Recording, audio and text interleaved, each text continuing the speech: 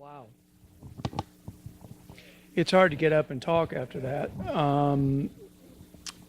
But I need to introduce Taylor Branch to you.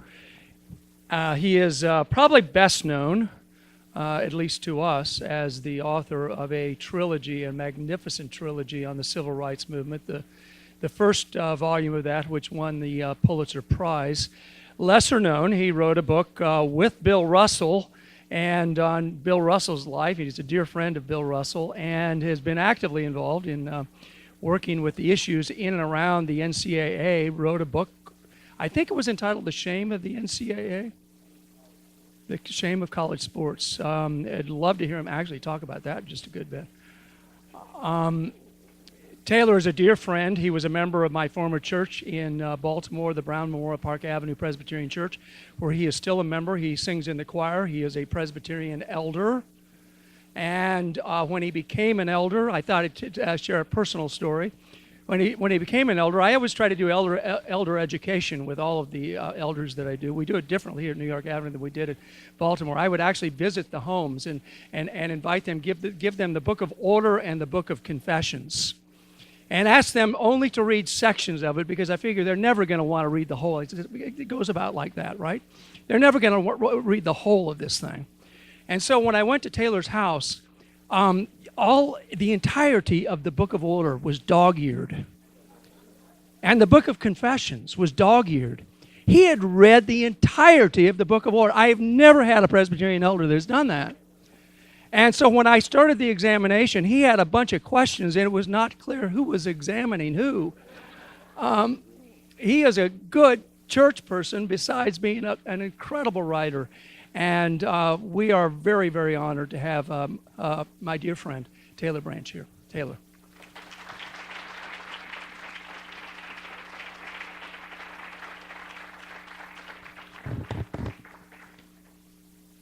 Yes. I went forward with becoming an elder in spite of the Book of Order. The Confession of 1967 still reads really well. So there are some things in there to be proud of, but there's an awful lot of gobbledygook. I grew up in Atlanta, where Presbyterians in Atlanta in my childhood were inspired the Frozen Chosen nickname that we still carry pretty heavily. But I'm happy to be back here. I've been at New York Avenue several times since Roger has come down here from Baltimore. You have a new refugee from Baltimore, Reverend Glenna Huber, who's back in the back there. She's just new here in Washington. I can urge you to listen to her. Not right now, but while she's here, because she was a great leader in Baltimore, and I'm sure she will be here as well. You just heard a brief excerpt from an incredible sermon. The sermon was about the war in Vietnam. You didn't hear much about the war in Vietnam, because it was a pretty comprehensive statement for good reason, which is that Dr. King's entire staff, except for one person, voted that he not give that speech, because they all felt that he was going to run into a buzzsaw of opposition, not just from the country and people roused for war, a country mobilized for war, a country mobilized about enemies, not about overcoming enemies, that he was going to run into opposition from them, but also from other civil rights leaders, saying wars are how African Americans have advanced in American society. One even wrote that if we weren't at war in Vietnam, the NAACP should invent a war so that black soldiers could become the spearhead of advancement. So it's kind of hard to remember the grip that war has on us. And still today, I mean, you could argue metaphorically that we're still in the Vietnam era. We don't know how to get out of wars in poor countries. And we've been in Afghanistan and Iraq for an awful long time, and in some ways they're similar to Vietnam. Anyway, his staff voted against it. King said, I'm sorry, I have to give this speech because I promised Bevel. Now, Jim Bevel was one of his staff people who was wild and crazy. And the staff said, you can't be serious that you're going to give this speech because of Bevel. Bevel hears voices. He has crazy ideas, and he always has. And Dr. King said, well, yes, you're right, but he's had crazy ideas that worked out in before. It was Bevel's idea to use children to march in Birmingham, which precipitated ferocious arguments in every black household in Birmingham, that Dr. King was about to leave all the children of Birmingham with criminal record at the end of a failed movement. But the supreme gamble of his career, on Bevel's recommendation, produced those photographs of dogs and fire hoses being loosed on small children that really broke the emotional resistance of the United States to doing something about segregation. So Dr. King said, Bevel is proof of an old saying that it's the cracked ones that let the light in. And it was his idea that he give this speech. Nevertheless, the speech that he was supposed to give was at the United Nations on April 15th, 1967, which he actually did. And that was in front of the United Nations, and the lead speaker was Stokely Carmichael. A year or 9 months after the proclamation of Black Power had seized the country, certainly the press, even the clergy, everybody was right. What does Black Power mean? Is Black Power inherently threatening? Is Black Power a growth symptom for the civil rights movement? Is Dr. King's nonviolence eclipsed and passé? But it's also true that Stokely Carmichael was pretty ferociously against the Vietnam War and invited anybody to march in those rallies, including the Communist Party, people who were for the NLF, people who were burning the flag, and that sort of thing. So once Dr. King said he was committed to give that speech at the United Nations, the staff, mobilizing in retreat, said, well, at least let's give your Vietnam speech in a more respectful setting first, to give America a chance to listen to the substance of what you're going to say. That's the genesis of the Riverside Church speech.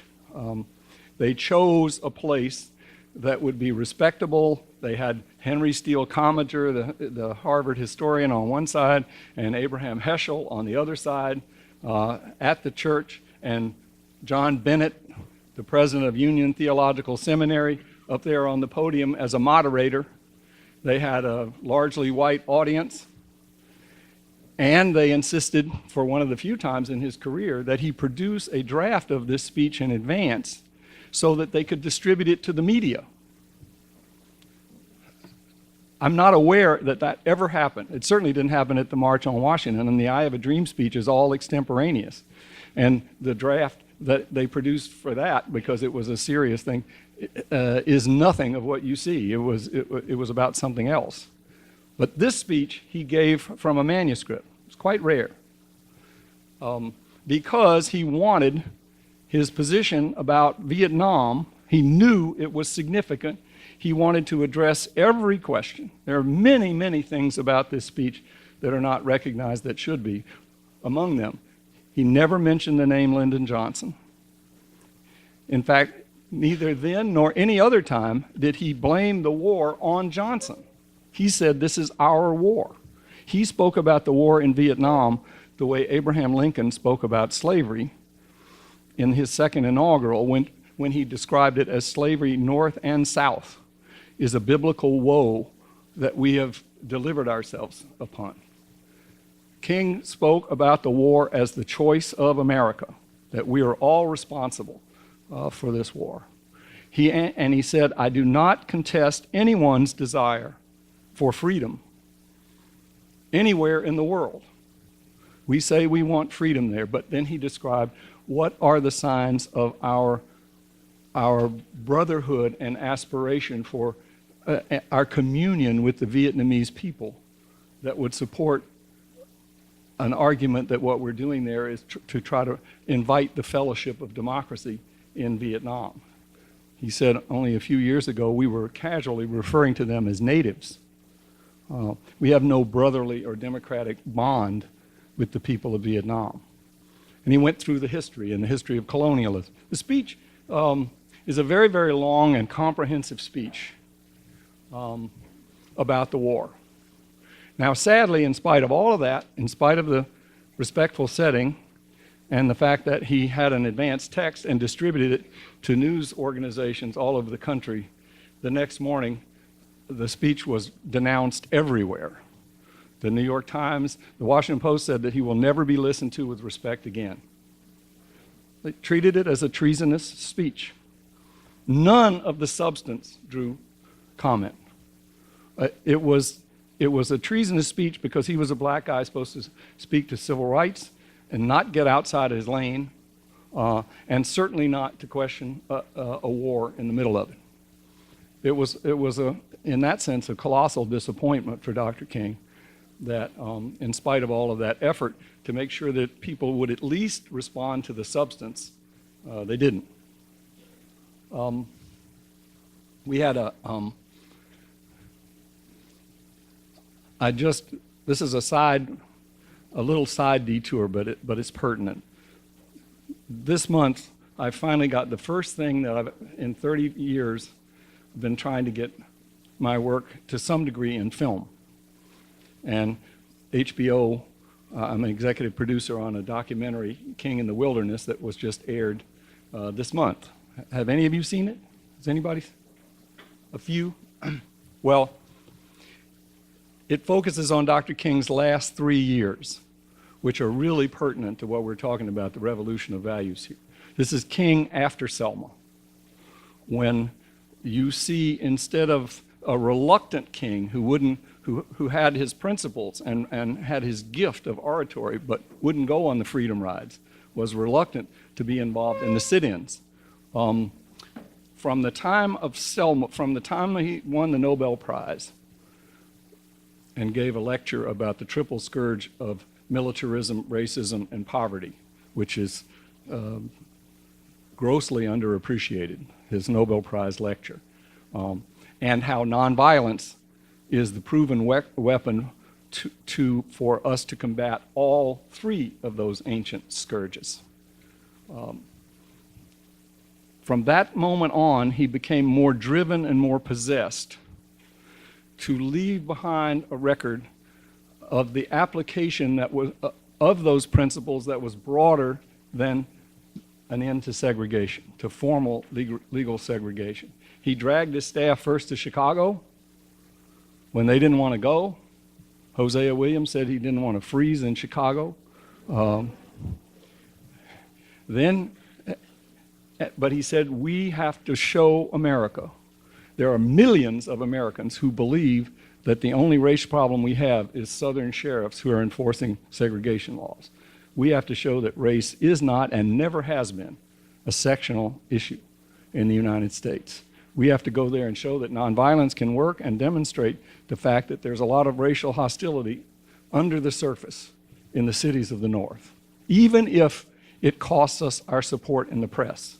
Because his staff was saying, the Northern press loved it when we were in Selma, but they're not going to like it if we go into Boston.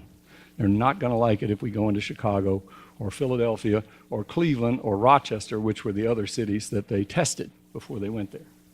Then he dragged his staff, as I described, against the Vietnam War, saying, how can you represent the revolution of values that we steeped ourselves in? His common phrase was, we have to dig deep in the wells of democracy and the essential principles of the Judeo-Christian tradition. 1 foot in the scripture, 1 foot in the Constitution. Take it either way, and we have to follow those principles where they go. That's what we appeal. So then he dragged the staff into the war, against the war, and the whole country went nuts. Remind you that we're still intoxicated during this period with Black Power and Stokely, and the Black Panthers are on the way. And then finally, he dragged them into the Poor People's Campaign. Nobody wanted to do that. We have a wonderful scene in the film on March 14th, 1968, at Pascal's Restaurant in Atlanta, at which he had a group about this size that was poor people's groups from black sharecroppers from across the South, but also Puerto Ricans, Mexican Americans, Chicanos, American Indians,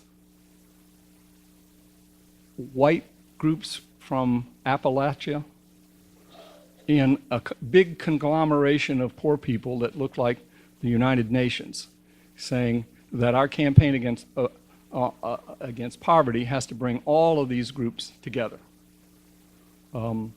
which wasn't easy, because most of them had fought with each other and had lots of ingrained prejudices against one another. And he said, that's what we have to do. And he said that our historical model for the Poor People's Campaign is the bonus marchers of World War I, who came to Washington in 1932 and were driven out by the Army, led by Colonel George Patton and Colonel Douglas MacArthur, who drove them out on horseback and killed several people. I mean, it was a military rout right here. It didn't succeed. These were starving World War I veterans who said, we are starving to death in a country that we fought for. They were driven out, and King said they didn't win there, but they made a witness that ate its way into the American conscience and was important in the origin of the GI Bill 12 years later in 1944, which he said was, so that's what he was trying to do with the Poor People's Campaign at the very end of his career. But by that time, he was in the wilderness, in the sense that a very common, honest reaction among people who were devoted to Dr. King when the news of his assassination hit was, oh, this is terrible. What's he been up to lately anyway? Because it was not on the forefront of consciousness the way Selma had been. By 1968, we had just gone through the Tet Offensive. We were obsessed with war and presidential politics and racial conflict and militancy that had left Dr. King behind. We had a screening of our film less than a month ago in the Riverside Church. And it was a really chilling moment when in that same nave, with that majestic place, there was a huge screen, the church was full, and on the screen you see Dr. King come up in the same place, giving the same speech. And afterwards, we had people essentially saying, what is this? Asked me, the most common question I got was, how do you summarize where we are today against where he was then? Because if you see the film, it really seems that he's wrestling and leaving a witness about all the problems that plague us today. Racism in cities, the shootings of black people on the street, strangulation of black people on the street, still in war, and still in poverty with great gigantic economic inequality. The best way that I could summarize it in one sentence is to say, what the last 50 years shows is that America decided at the end of a great 10-year movement full of witness, ups and downs, and martyrs, that it was not comfortable with legal segregation that wouldn't even allow young black children to go into public libraries, and abolished that. But all of the other issues that were associated with that and Dr. King's formula about mankind's triple scourge of racism, militarism, and poverty, we drew the line. That nobody has really been willing to extend it beyond the superficial level. If you were talking about, I don't mean to suggest that getting rid of segregation was superficial, totally. But in the context that I'm talking about of the larger issues raised by that film and raised by the speech you just heard, we had a beginning on the superficial level. Now, the good side about that is this, in my view. The movement to end segregation had to dig so deep in the wells of democracy such that a teenager like myself growing up in a non-political family in Atlanta, mesmerized and scared to death by the witness of school children, of these demonstrations through my whole childhood, would say, my goodness, this goes to the bottom of everything we're singing in Sunday school. This goes to the bottom of everything we're saying about democracy. How come I'm not doing anything and I'm watching 8-year-old girls march into fire hoses in Birmingham? It went very deep. And when America at least addressed that question of what is this gap of race across us, even just to end formal segregation, the very exercise of what does equal citizenship mean, what does equal souls mean, what does equal votes mean, that movement forced us to do, to deal with race, opened the gates for a host of kindred groups, for senior citizens, for the disabled, for women, certainly. And as Dr. King said, ironically, it's history's wry paradox that when Negroes end segregation in the South, it will liberate the white South psychologically, economically, and politically. They are pathetically entrapped in nervous rage over trespass on ridiculous laws about where people can sit in restaurants and so on and so forth. The South will be liberated as it has never known. And, you know, sure enough, I think I said here the last time I was here, the South wasn't even fit for professional sports when it was segregated. There were no professional sports teams down there. My mayor, Ivan Allen, said that the day the Civil Rights Bill passed, he had a city council meeting and they resolved to build a stadium on land they didn't own with money they hadn't raised for a team they hadn't located. And within a year, they built Atlanta Stadium and moved the Milwaukee Braves to Atlanta to become the first.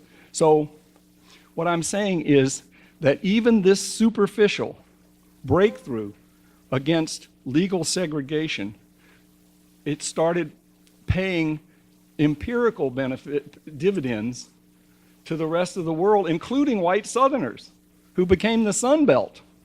And all of a sudden its politicians were eligible to become national leaders, which they couldn't do when they were stigmatized by segregation.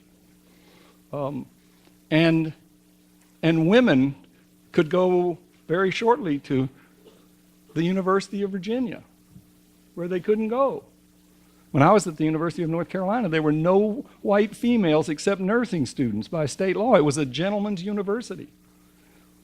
We do not remember those things. We take for granted these things that were, in my view, engendered by dealing with race.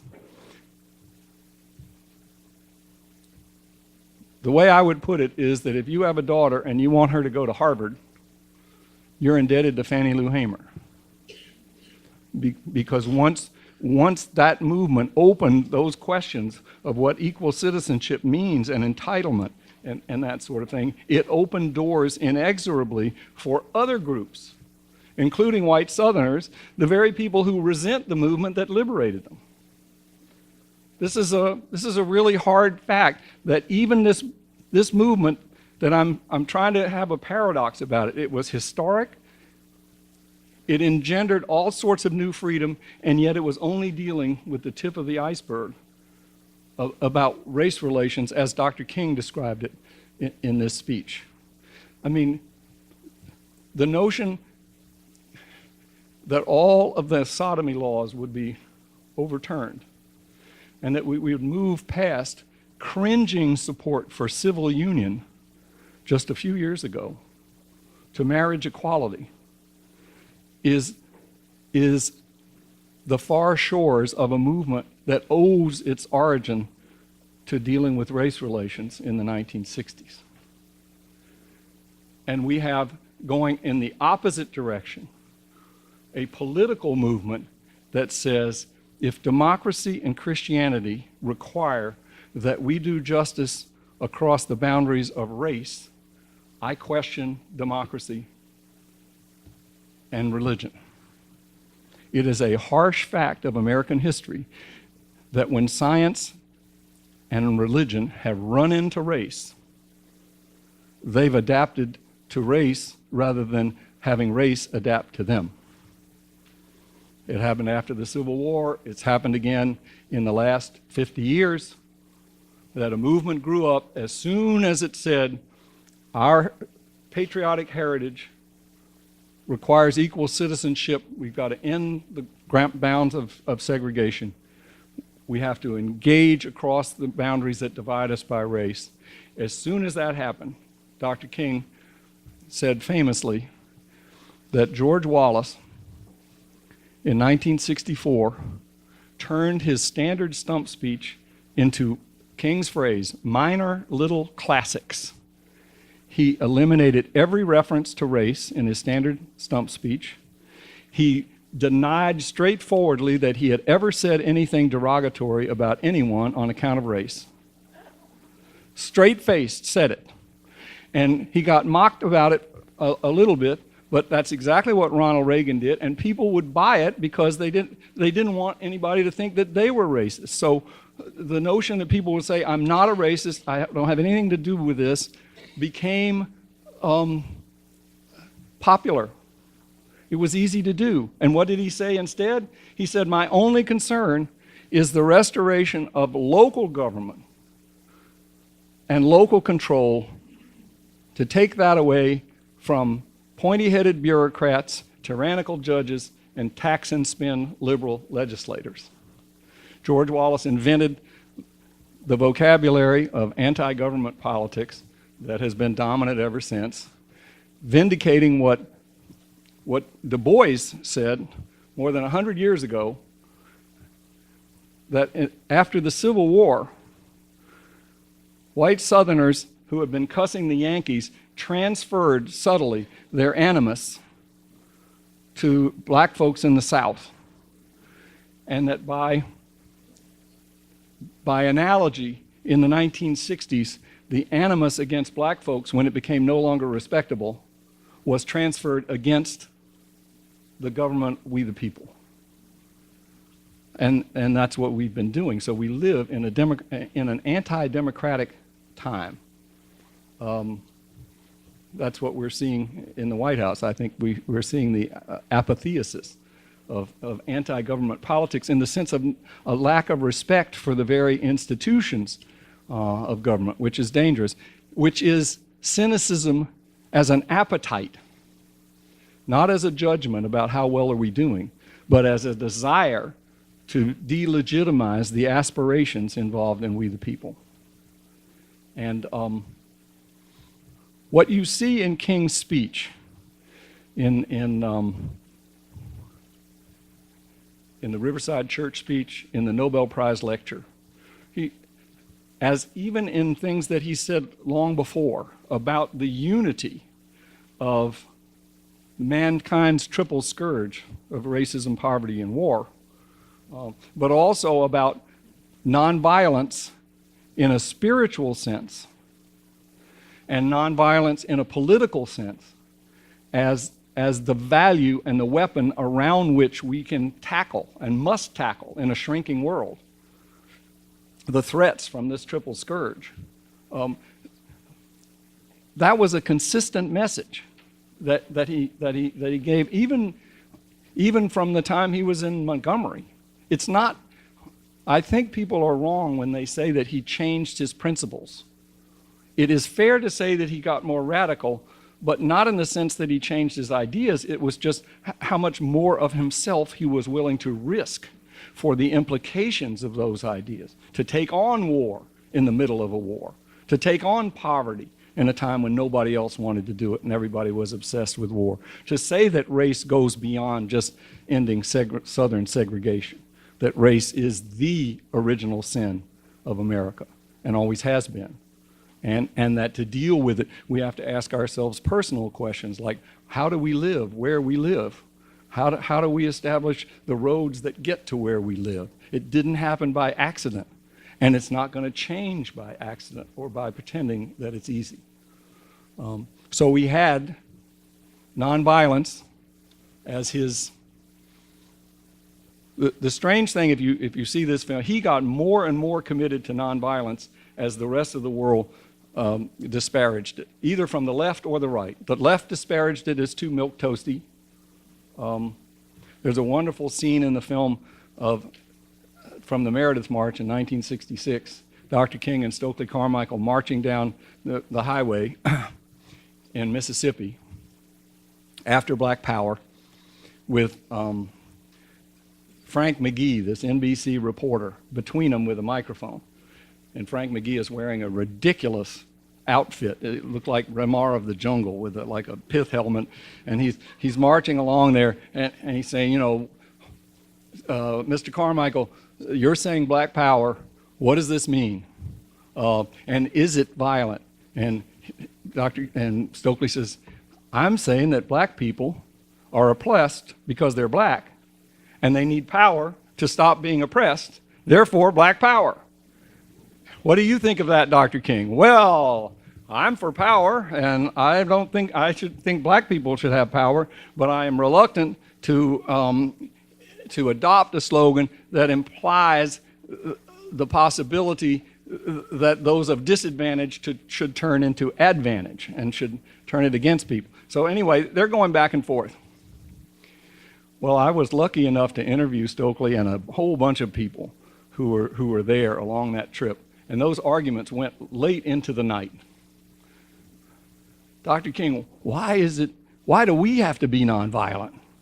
How come it is that America admires nonviolence only in black folks?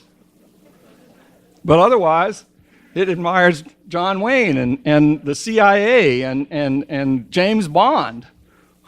How come I have to invite more violence on myself? I've gone to jail 37 times in 6 years. Longer than World War II. Why do I have to invite more violence on me to get white people to do what they should do in the first place?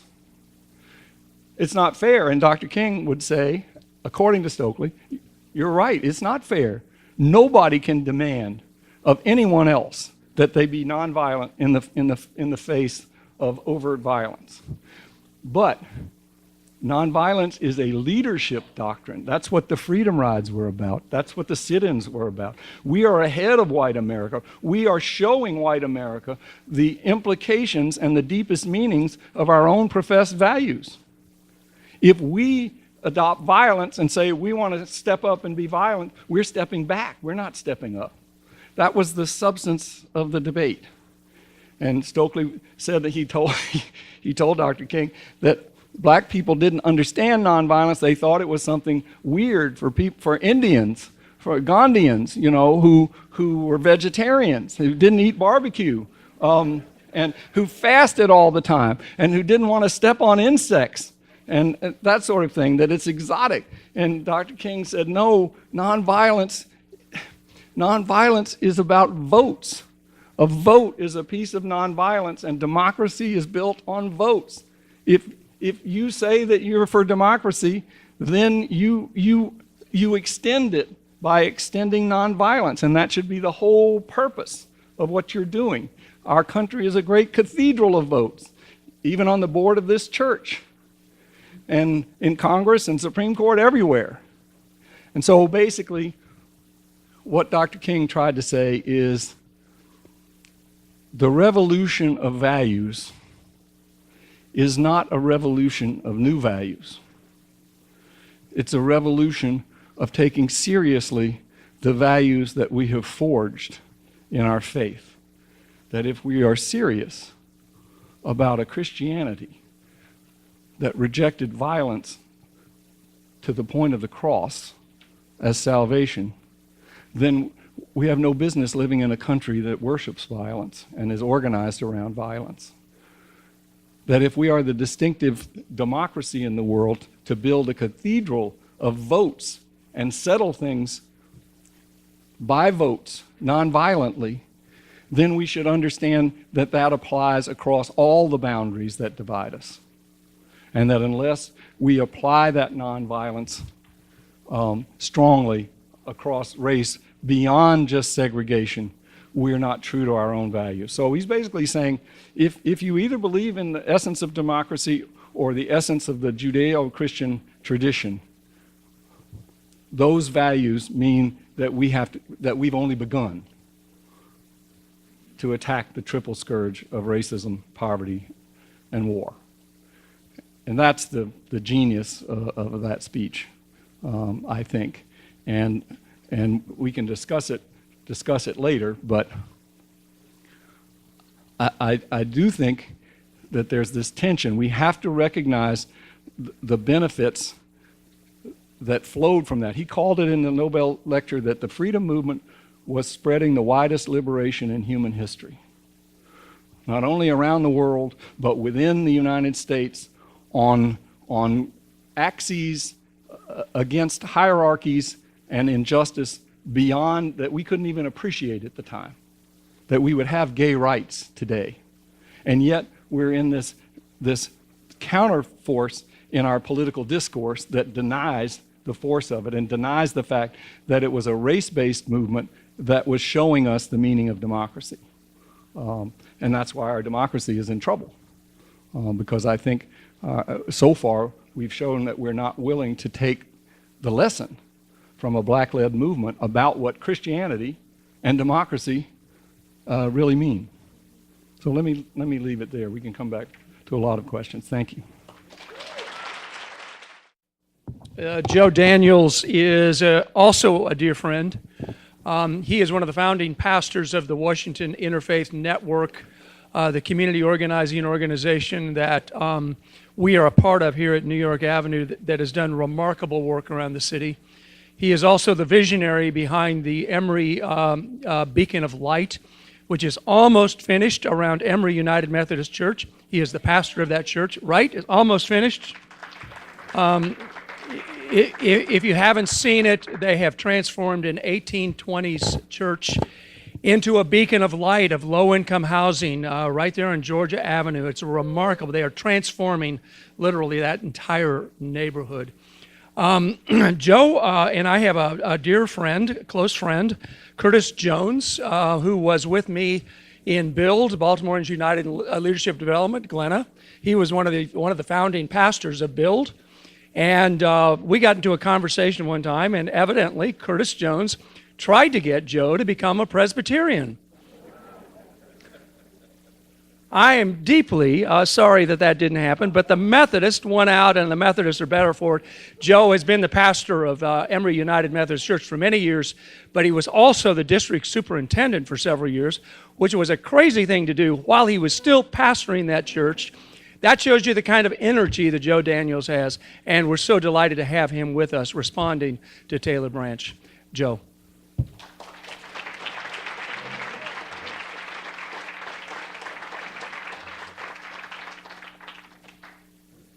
Blessings to all of you. It's a joy and privilege to be here with all of you, with folks from our Emory family who are here, to be with my dear friend Roger Gench, and to be in the presence and to meet Taylor Branch is an awesome and wonderful thing.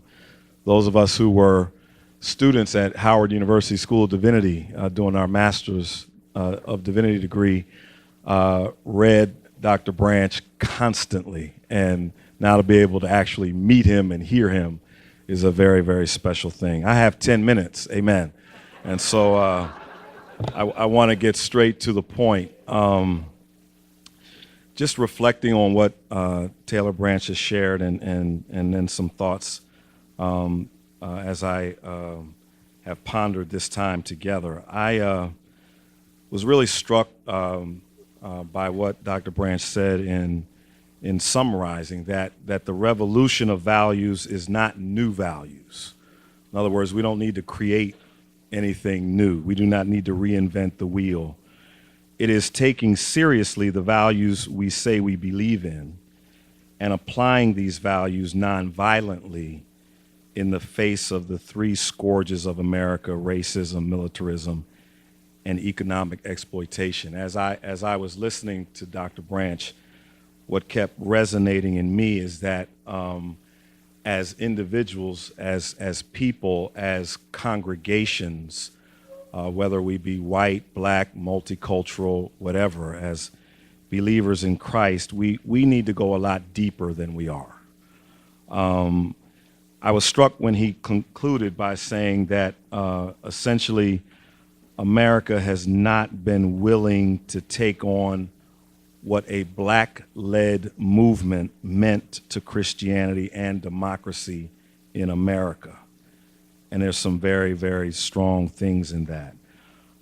My thoughts then went, as he was talking, to the very fact that if you didn't know it already, hopefully you'll know it after I say it.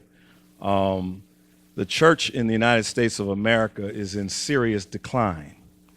If you do research, you will discover that 17% of Americans attend any worship experience on a regular basis, as in every Sunday. Only 17% of Americans go to any synagogue, mosque, or church on a regular basis. That means 83% of the residents of the United States of America, the land of the free, the home of the brave, the people saying, God we trust, do not bother with the institution that, or institutions that are supposed to be representative of that. And so it says that you and I have to go a lot deeper as we practice our faith, particularly as we practice our faith in the public square. That if we are not willing to take our Christianity and make it real and practical and deep and prophetic and transformative in democracy, in the daily lives of people, then Americans will continue to look at the church as being irrelevant and a farce. I also, in pondering this time, was thinking about Dr. Vincent Harding, who writes a book entitled Martin Luther King Jr., The Inconvenient Hero. And in my few minutes, I wanted to just challenge us to be that inconvenient hero in our own context. Dr. Harding goes on to say that he was teaching a class on King, and he was teaching a class on King post-1963, as Dr. Branch was talking about today, and that he was teaching the students about what life was for King in between 63 and 68, after the I Have a Dream speech and before his assassination and before he was monumentalized in stone. And one of the kids stopped him in the middle of his lecture and said, "That's not fair, that's not fair, that's not fair." And so Dr. Harding stopped and said, "What's not fair?" He said, "All my life I've just been taught about this I Have a Dream speech that we hear all the time, but nothing has been talked about. I've never been taught, I've never been brought into the realities of Dr. King from 63 to 68. And the very fact that Dr. King's dream became a nightmare for him every day because he was willing to become inconvenient and he was made a hero in doing so. And so my question becomes, are we willing to be these inconvenient heroes in a country, in a world, in a season in our lives where the very same things that were happening 50 years ago are still happening right now? Last thing I want to say is that as I listened to Dr. King's speech at Riverside Church, the Revolution of Values, and the snippet that we had fortunate to hear today, I wanted to bring a different thought around what people just walking on the street might say, just hearing that and knowing a little bit about it. First of all, who was speaking? And who was speaking for me was a spirit-filled, God-called, and God-driven, fearless, prophetic black man who was telling the white elite, the white intelligentsia, the white progressive movement in that church, but also in the world, he was literally telling white folks about themselves. And he was telling black people about themselves too. But he was telling in that context that was mostly white gathered, he was telling them about their evil, about the ugly side of their character, about the abusive nature of their actions and the results thereof, and was asking them, are you going to do something about it? He was forcing white folks, black folks too, and people of all colors, but he was forcing white folks to have to deal with who we are and what we believe. And are we willing to do that? And for a black man to do this, for a person of color to say this publicly, as I reflect on this message for today, for him to do that daily, over and over and over again with media attention, that kind of behavior leads to one's death. And it leads, if not to death, to one's demise. The reality for me is that Dr. King and Malcolm X were both assassinated when they got to a point where they were able to bring full circle to the evils that were going on, not only in America, but in the world, and to make America have to deal with it. And America said, no, we don't want to, we're going to kill you. It makes me juxtapose this against the very fact that innocent young black men who aren't doing anything are being shot down every day by rogue police officers, and how the establishment is just quiet about it. And so do we have the courage and care to care for our fellow human beings, to be a revolutionary voice of justice? Second piece is I reflected on the audience at Riverside. And as I said, Dr. King was speaking to the white elite. He was speaking to wealthy, educated people with means, people who set policy, people who established order in corporate America, people who had the ability to bring about change in their daily vocational lives. That's who he was speaking to. And the question is, do the white elite, do the white wealthy, yes, those of color too, but this is still a predominantly white and wealthy country. We just need to look at 2016 to figure that out. Do the white elite care enough to where they will recapture and capture a revolutionary spirit, have a radical revolution of values, and speak loudly and consistently against society's evils with a prophetic voice, a prophetic vote, and with a prophetic policy creation? Interestingly enough, as I juxtapose and come to a close, close to a close, interestingly enough, the kids at Marjorie Stone Douglas High School in Florida, predominantly white, in a wealthy Florida community, dealt head on, went deep with the militarization issue, and then here in the March for Our Lives, the race issue, and then by default, the economic injustice issue. And they said that our adults have failed us. So the question is, will we go deeper? Will we be the inconvenient hero? Will we be those who even speak out against gentrification?